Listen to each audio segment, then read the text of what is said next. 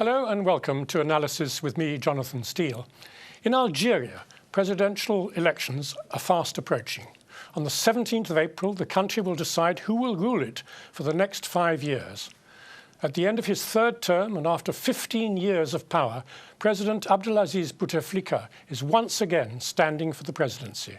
Despite being 77 years old and in poor health, he looks set to win, raising questions not only about his ability to run the country, but about whether these elections can be seen as credible in the face of public protests about his potential re-election and his health. Here to discuss these things with me in the studio are Dr. Rebwa Fattah, who's the Director of Middle East Consultancy Services, and Paul Schulte, Visiting Senior Research Fellow from the War Studies Department at King's College London. And joining us by Skype, we have Professor George Joffe, Senior Fellow of the Centre of International Studies. But first, Alex MacDonald has more.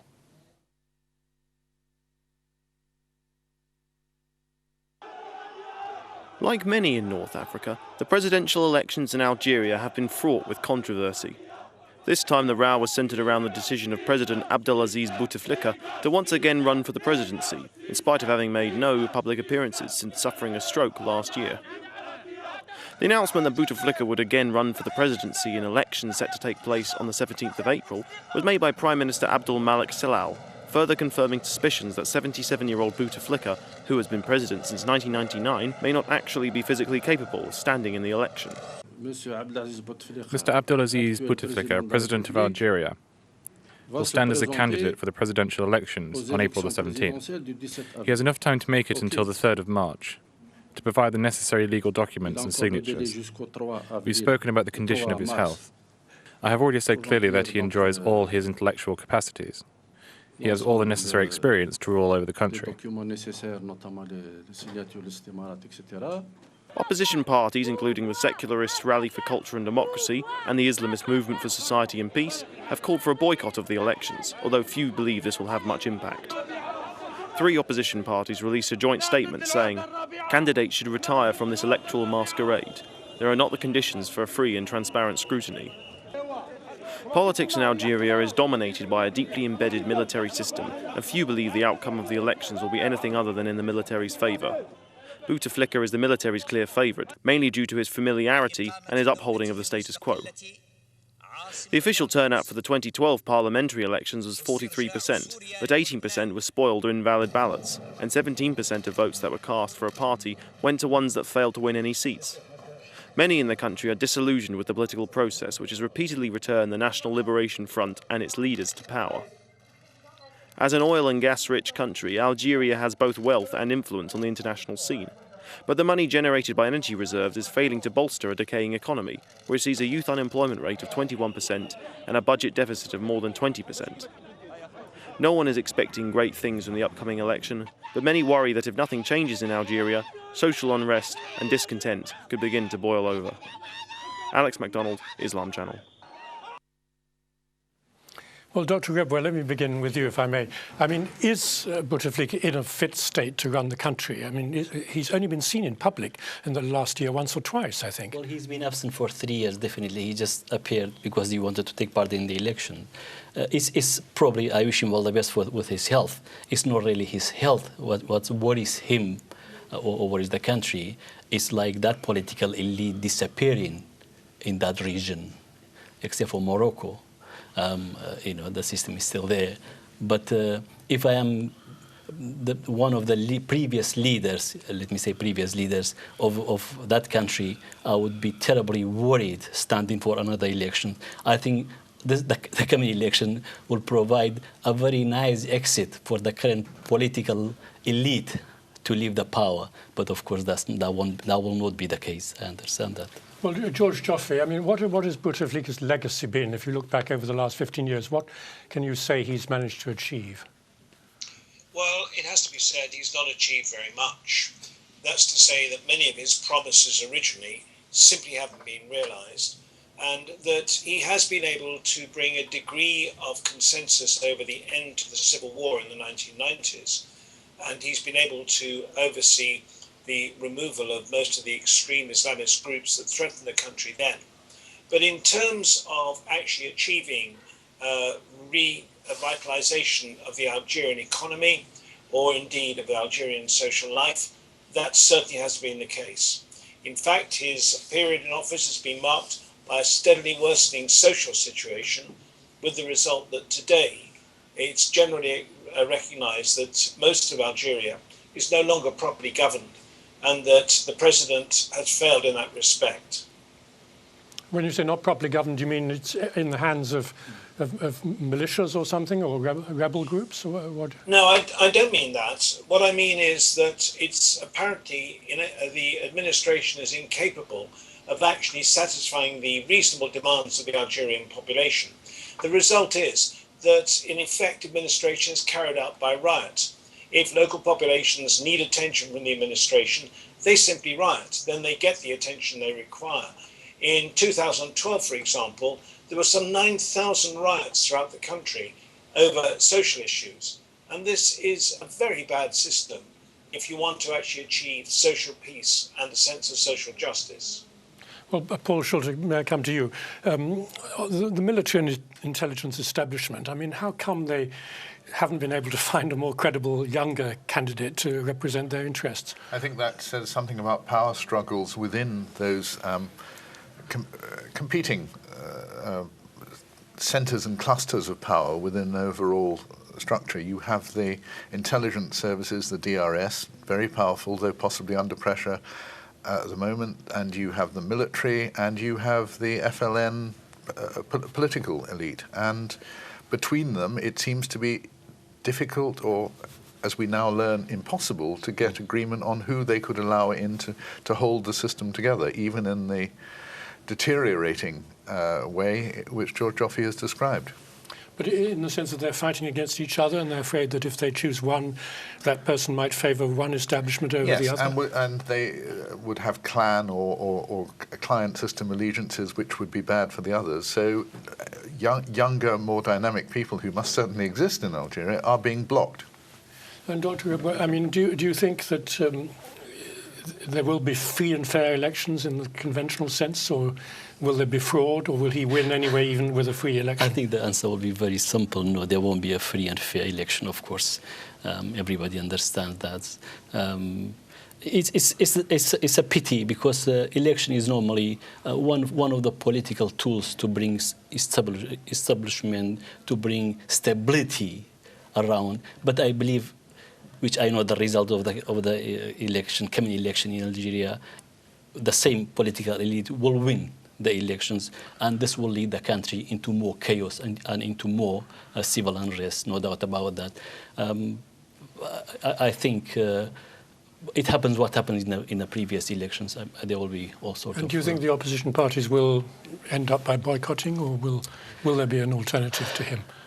I mean, they might boycott, but it won't be effective, because the political elite, the current political elite, establish themselves very well, as my friends described, and it's like the best way of maintaining that power struggle between all these political points, or all these power points, if you like.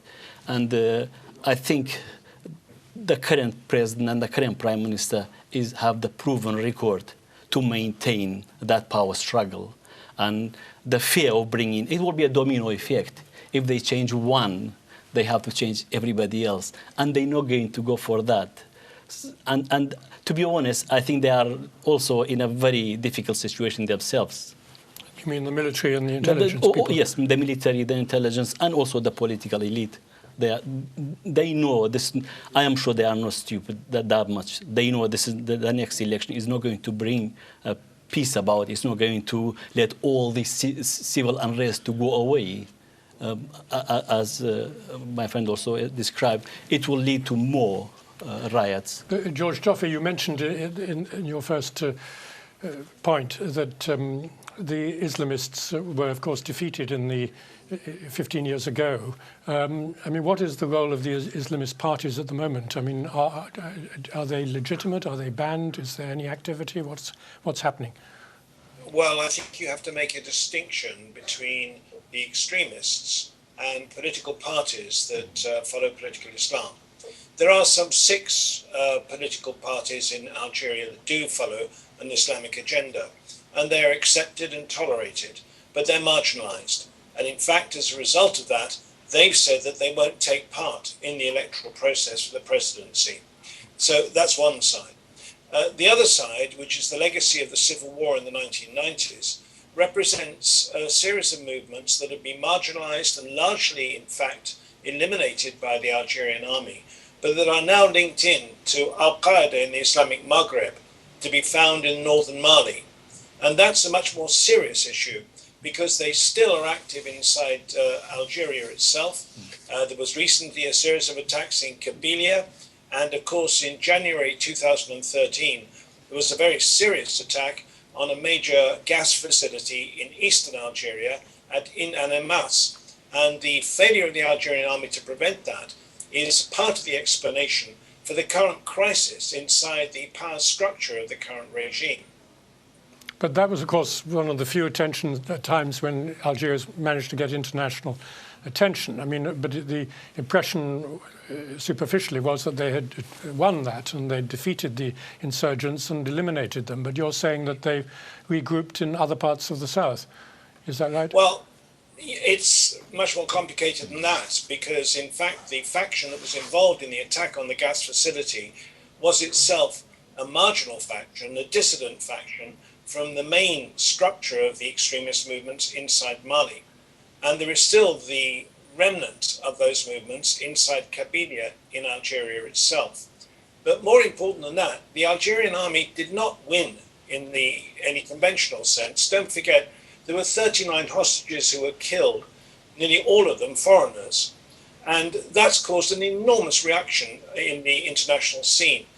Many states who had nationals at the gas facility have complained bitterly to the Algerian government about the tactics used by the Algerian army. And that's created a major crisis inside the power structure of the regime. And have the foreign gas workers gone back again now, or is it now being run entirely by Algerians? It's now being run entirely by Algerians because the foreign companies, Statoil and BP, refuse to send their nationals back because they don't believe that security is adequate, and they're waiting for the Algerian government to provide an effective explanation of what actually happened. But more important in terms of the presidential elections is that as a result of that, there's been a major struggle inside the power structure of Algeria, and that's produced part of the stasis that we see today. And the presidency, in effect, is become a pawn in that struggle.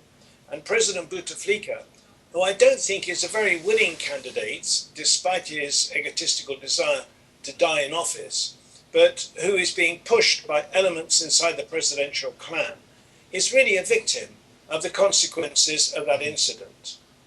Well, what about the point that we were making with Paul Schulte, that couldn't they find a younger person who represents their interests? I mean, does Bouteflika have a son? Bouteflika is not married, so I'm afraid the son isn't really a possible outcome. Not an issue. But he does have a brother, Said, who is extremely anxious to exercise effective presidential power from behind the presidential throne. And that's part of the explanation as to why he is now standing again. But the question as to whether there are alternatives, of course there are. They're well known. Some of them are extremely gifted. But the problem is that the power structure is now stultified by the fact that it's gerontocratic, that it should retire, but many of its members are profoundly corrupt. And they fear that if they do retire and a new generation comes in, they could then become victims of the new generation in terms of the new generation trying to clean up the system. And that means that in effect, nothing is going to change. And there is a kind of collusion between the army command, the security services, and indeed the presidency over the fact that they won't allow in any younger people. And they have the same kind of economic power that the deep state had in Egypt, do they? I mean, it's not just political power they have. They have enormous economic power, and they also have political power too.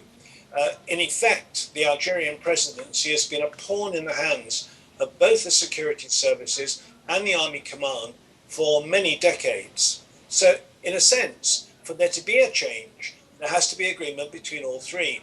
And at the moment, all three are at loggerheads with each other. And that's what's produced the stultification in the political system. There was an attempt by the presidency to break that last September when it forcibly removed the heads of many of the security services inside Algeria. But since then, the DRS, which is the key security service, has been able to reassert itself, with the result that it's blocked the presidency from making any further moves. Well, that again represents the problems inside the system. I'm sorry to cut you off, but that's all we've got time for in this half of the show. But please join us for the second half, where we'll be discussing in further detail Algeria's political future and why the country has managed to avoid any uprising nationally comparable to the Arab Spring.